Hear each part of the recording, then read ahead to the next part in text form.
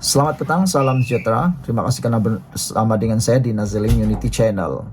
Saudara, pendedahan kali ini memang panas dan berani luar biasa.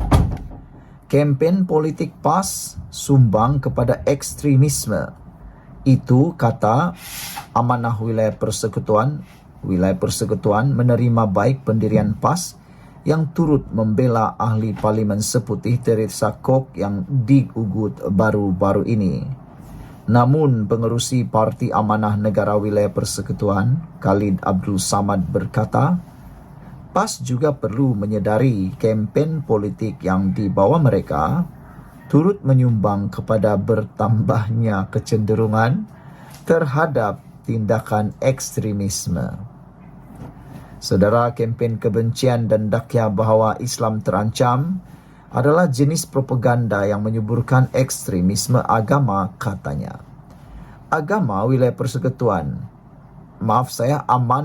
Persekutuan berharap agar siasatan segera dapat dibuat dan tindakan tegas diambil oleh pihak polis Diraja Malaysia tanpa sebarang kompromi terhadap sesiapa sahaja yang terlibat dalam ugutan jenayah seperti ini atau apa sahaja perlakuan yang boleh mencetuskan keganasan bagi membendung insiden seperti ini dari terus berleluasa.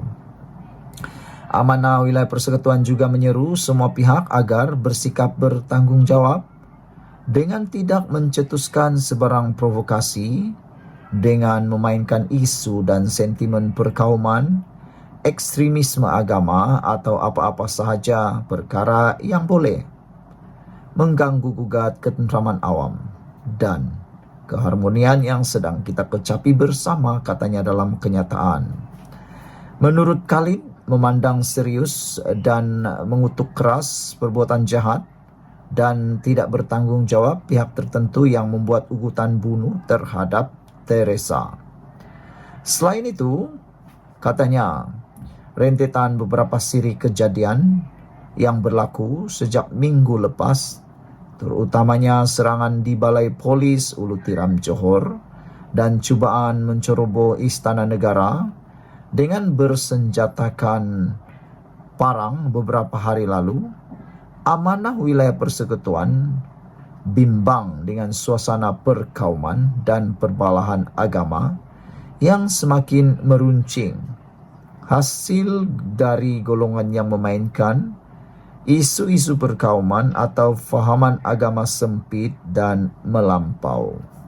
Saudara-saudara sekalian, pendedahan ataupun penyataan berani daripada pengerusi Parti Amanah Negara Wilayah Persekutuan Khalid Abdul Samad ini cukup menyentak kita semua. Ianya cukup berani apabila beliau kata, PAS juga perlu menyedari kempen politik yang dibawa oleh mereka turut menyumbang kepada bertambahnya kecenderungan terhadap tindakan ekstremisme. Sejauh mana ini kebenaran atau ini adalah andaian semata-mata, terpulanglah pada anda semua. Tetapi Khalid Abdul Samad menyatakan ada sumbangan. Kempen politik PAS sumbang kepada ekstremisme. Diharapkan perkara seperti ini tidak berlarutan dan dapat dihentikan. Sekian untuk kali ini. Jangan lupa tinggalkan komen Anda. Ikuti terus ulasan selepas ini. Salam sejahtera. Terima kasih karena bersama dengan saya. Kita dikejutkan dengan 2 penguat kuasa ditahan kes rasuah Rp23.000. Tahniah diucapkan kepada SPRM kerana tindakan luar biasa pada waktu kebelakangan ini. Tiada lagi yang terkecuali, tiada lagi yang terlepas. Bahkan yang menggembirakan kita ialah bukan lagi ikan-ikan bilis yang kini diserang, ditahan, disiasat, tetapi jerung-jerung besar, ikan-ikan paus yang telah gemuk, telah buncit kerana rasuah, kini mula ditangkap, ditahan, disiasat oleh SPRM.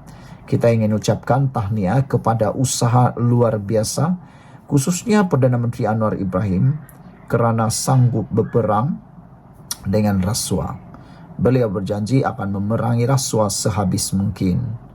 Hari ini kita digemparkan apabila berlaku di Kota Bahru, 2 pegawai penguatkuasa sebuah badan beruniform direman 4 hari. Bermula hari ini bagi membantu siasatan kes meminta dan menerima rasuah lebih RM23,000. Perintah reman terhadap mereka dikeluarkan Magistrate Ahmad Syafiq Aizat di Mahkamah Magistrate Kota Bahru di sini. Menurut sumber, kedua-dua pegawai penguatkuasa masing-masing berusia 43 tahun dan 29 tahun itu ditahan secara berasingan di pejabat mereka di Pengkalan Cepa malam tadi. Suspek pertama disyaki meminta dan menerima RM13,000, manakala suspek kedua pula disyaki menerima RM10,000 bersabit satu kes berkaitan dadah. Wang itu sebagai dorongan untuk tidak menuduh pesalah mengikut Seksyen 39 dalam kurungan C Akta Dadah Berbahaya 1952. Sebaliknya hanya mengikut kesalahan, saringan air kencing dan alat digunakan untuk mengambil dadah.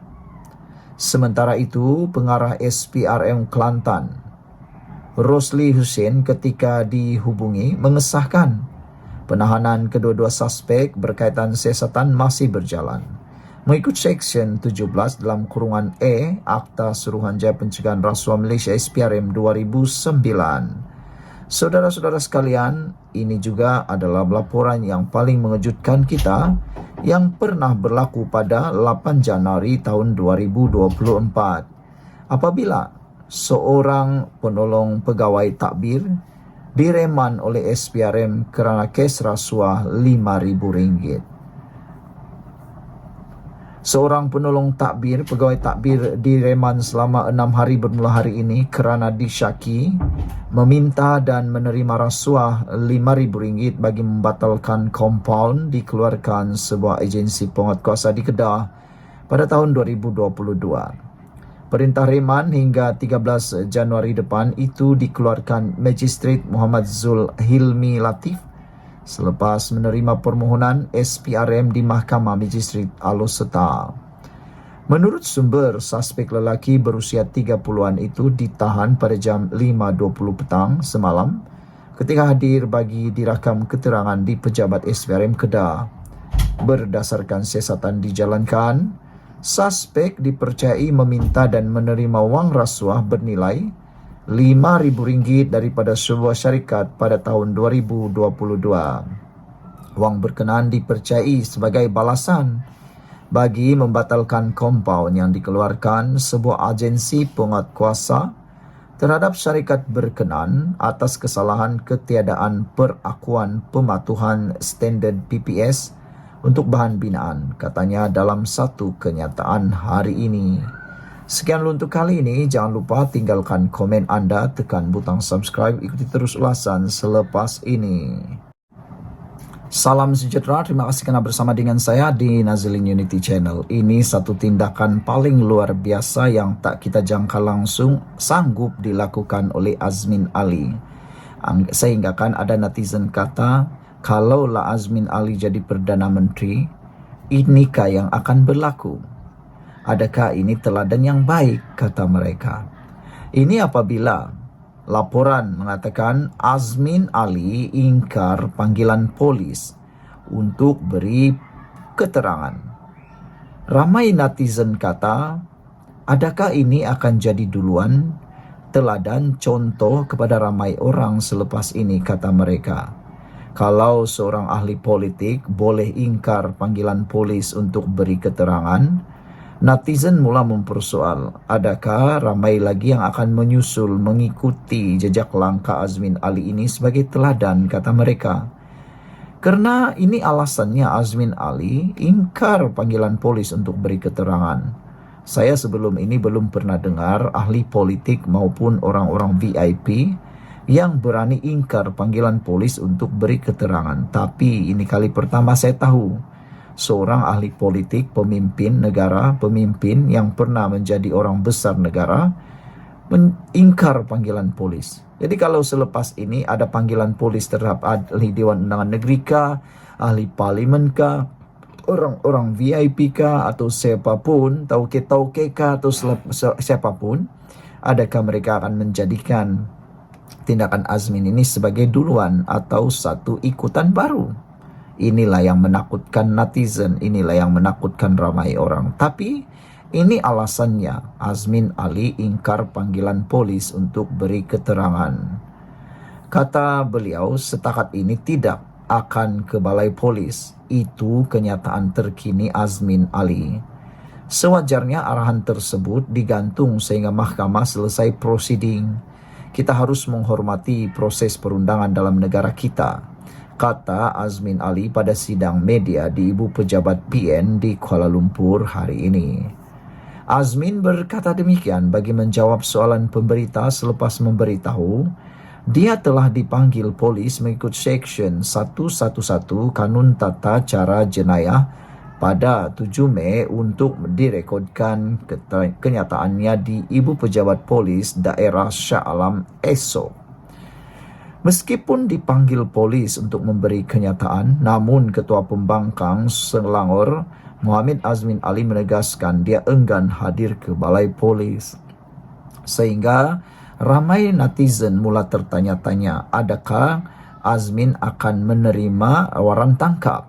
Adakah Azmin akan diheret dengan waran tangkap untuk memberikan keterangan? Itu pun menjadi persoalan daripada netizen. Maklumlah ramai netizen ini yang tidak tahu undang-undang secara lebih mendalam. Sebaliknya, Azmin Ali, pemimpin PN ini, mencabar tindakan polis memanggilnya untuk memberi keterangan mengenai ucapan yang dibuatnya ketika sidang Dewan Undangan Negeri Selangor pada Mac. Azmin Ali mendakwa tindakan pihak berkuasa itu cubaan untuk menakut-nakutkan dirinya dan melanggar undang-undang, terutamanya perkara 72 Perlembagaan Persekutuan yang memberikan adun kekebalan daripada prosiding sivil dan jenayah terhadap perkara yang dibahaskan dan dibuat di dalam sidang Dewan Undangan Negeri. Susulan itu, saya sudah mengarahkan peguam untuk memfailkan permohonan di Mahkamah Tinggi Shah Alam untuk semakan kehakiman bagi menyemak tindakan dan keputusan pihak polis mengeluarkan notis berkenaan. Saya juga menghantar surat kepada pihak polis supaya dapat tangguhkan atau gantung tindakan memanggil saya bagi memberi keterangan berkaitan isu itu kerana prosiding mahkamah masih belum selesai.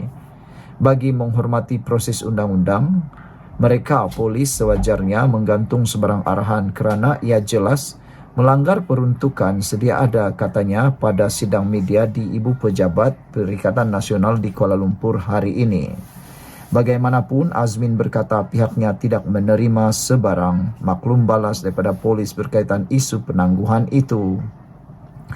Sebelum ini, Azmin pada sidang Dewan Undangan Negeri Mac lalu dilaporkan meminta kerajaan negeri untuk menjelaskan tindakan Perbadanan Kemajuan Negeri Selangor menjual hak pembangunan PJ Sentral yang dijangka memberi pulangan bernilai 1.04 bilion kepada Malaysian Resources Corporation Berhad MRCB pada nilai 270 juta. Sekian untuk kali ini. Jangan lupa tinggalkan komen anda. Tekan butang subscribe. Kita jumpa lagi.